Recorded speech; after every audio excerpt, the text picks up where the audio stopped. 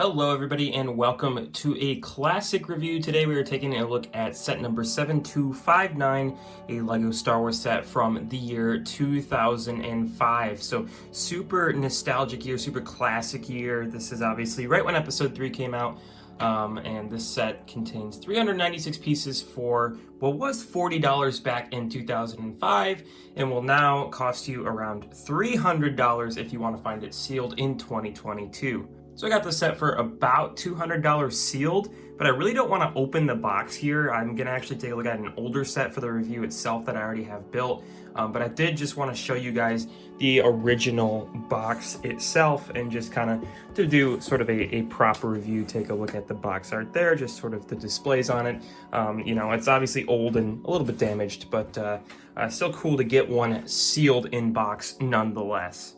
So here is the set itself. This is one I've had for a number of years now, but one we'll go ahead and just take a look at the review without having to build the sealed one. So taking a look at the minifigures first here. So this is obviously in an era where you actually got the number of clones necessary to fill out the vehicle. We have obviously 3 clone pilots as well as sort of an R2 unit droid or an R series droid or whatever here. It's literally just the R2.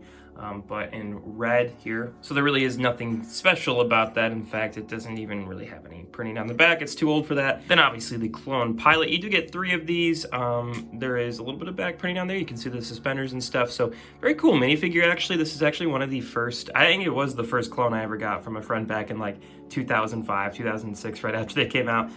But yeah, it's not entirely accurate because you can see it just uses the old style episode 3 helmet there. So it's just using this style helmet instead of actually having like the visor and the lower part of the face on the helmet cut off there like you'd see in the newer version that came out in like the most recent viewing and ARC-170 from like 2010 or whatever. So yeah, it's not entirely accurate, but I actually really like the look of it. I think in universe it's probably closest to the viewing pilot that you'd see in some of the concept art from 2005. But cool figure. I actually really just like the look of it in the cockpit, even though it's not entirely accurate. You do get 3 of those again. Now onto the build itself. I'm just going to come right out and say that I actually really like the look of this thing for 2005. It's not too old that it's got sort of the just bad look to it. It's still plenty serviceable for, mock building or whatever that you might want to use it for. I will say the model itself is not entirely sturdy. Just again, the design technique wasn't the greatest in 2005.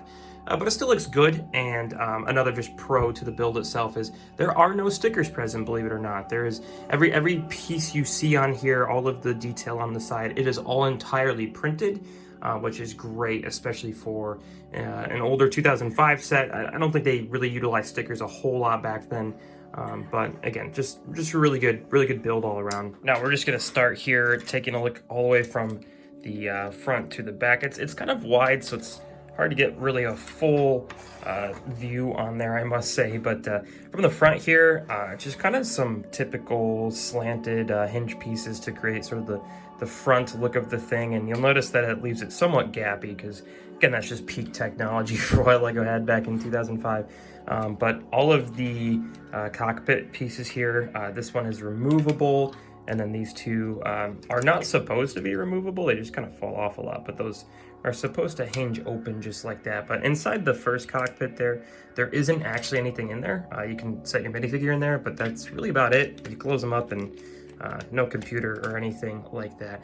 Now back right behind the cockpit here is actually one of the more interesting features of the set. There's a lever on the back here, which this is actually your control for the whole set. This is what brings the wings up and down. But also if you pull out towards you, I'm going to see if you can see this. Pull out towards you, and you get a couple of these little bombs to drop, and that's actually they sit right back behind the cockpit there. They are supposed to, at least they fall down into a mechanism here, and when you pull that, it's how they fall on out of there. I also just want to kind of give you an overhead view to sort of show you a little bit of how wide the model is here. So it obviously takes up my full tray, my full reviewing tray here, but very wide, very hard to really find space on a lot of the shelves back there, to be honest with you. Now to give you a look at the 2 back cockpit pieces, or seating area, should I say. We have an area for the tail gunner here, and gun is super simple. It just rotates, moves up and down, pretty standard. But the pieces, as I mentioned before, open right on up, and you can actually bring these pieces right out here to give you some good space. And I actually really like the addition of the computer pieces back here at the droid Tri-Fighter. But yeah, let me just grab a couple figures here and show you. Pretty simple. You can just set the blasters right in there. They fit in there obviously with the figure, just given how much space there is. Yeah, your figures just kind of sitting there nice, and plenty of space, obviously. So with your figures all seated, there is obviously your area for the droid to just kind of go right on the two studs there, and that just simply closes on up. And then you can just close the hatches, and everything is all situated on the inside there. And again, I think it looks really good with all the figures in there. When you don't have, say, the droid in there, you get kind of a weird gap, but with all of the figures seated in there, and again, there are room for the blasters. And now back to what I said about the model being somewhat flimsy or whatever, it's really only attached by three little Technic parts over there, so these come off very easily, and you can easily get your gears misaligned for the sort of main feature as advertised on the box with this set. So with that one major downfall, having said that, the main feature of this set is not really too advanced for its time, but if you spin this wheel right here on the back, and you can see it's rubber band loaded to the point where your wings can expand. Really simple mechanism, really, for the era. But again, one of the major things I see here, these ball sort of joint pieces, if you can see that in there, these are what spin to expand and hold the wing in place.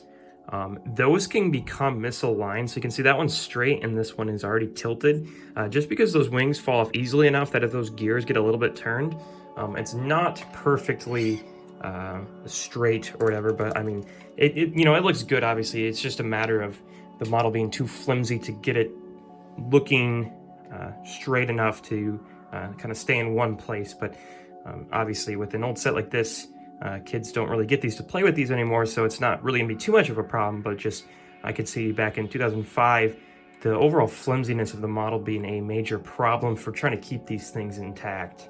And same thing, if you just keep spinning that wheel back there, the wings, the S-foils as they are called, will just go back into place. But pretty simple. Again, it's just a matter of keeping them somewhat level. So this is obviously lower than that one. Let me go ahead and align those real quick. But I do honestly just really like the classic features. There's not too much that hinders the model itself for the era. There's no bulky stud shooters coming out on the side.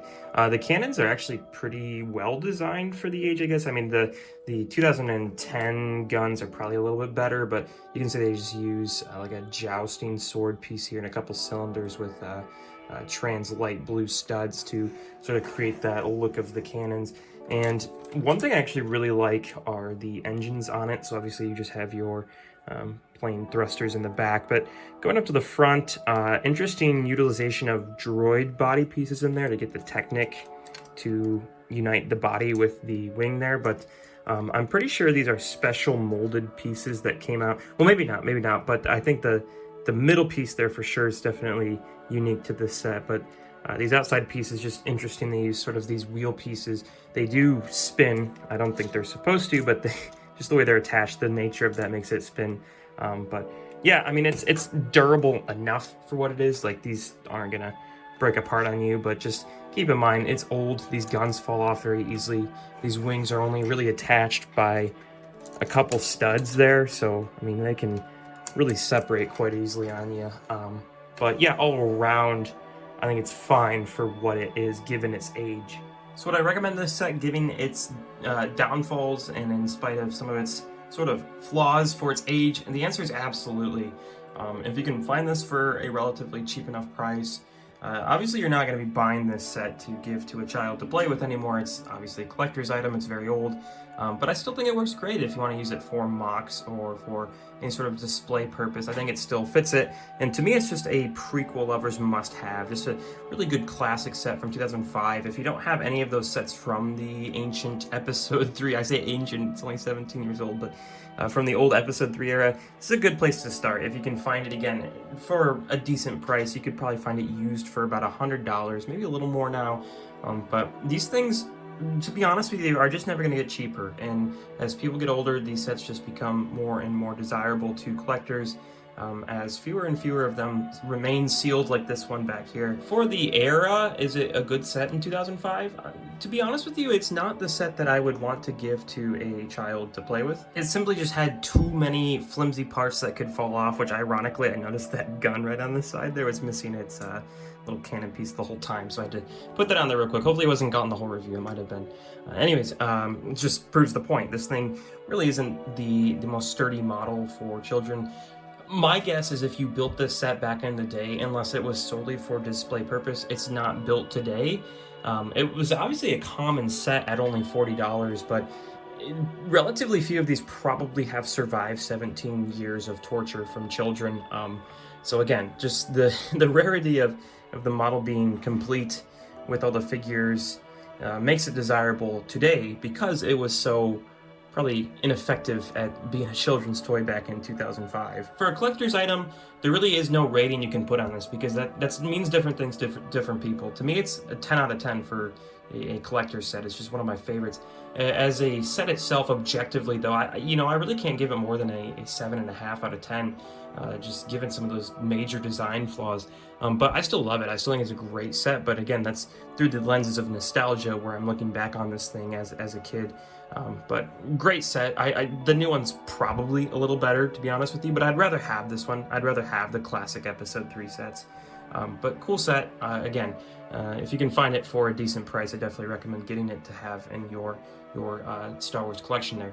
So thank you all for viewing. I appreciate you clicking on this review out of all the various ones over this set throughout YouTube history. So thank you for watching this classic review, and I appreciate it. Go ahead and like and subscribe for more content like this one, and go ahead and comment what you think of this thing down below. So thank you all for viewing. Stay tuned for more videos like this one, and as always, guys, have a great day.